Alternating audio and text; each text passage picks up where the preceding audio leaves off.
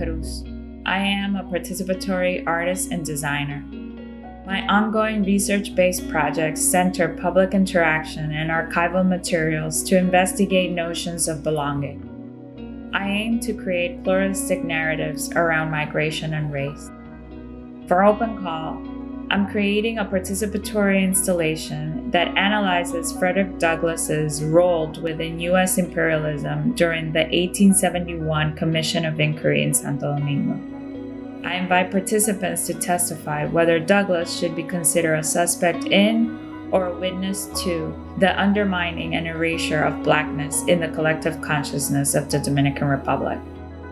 The pursuit of these questions is part of my larger body of work titled Investigation of the Dominican Racial Imaginary.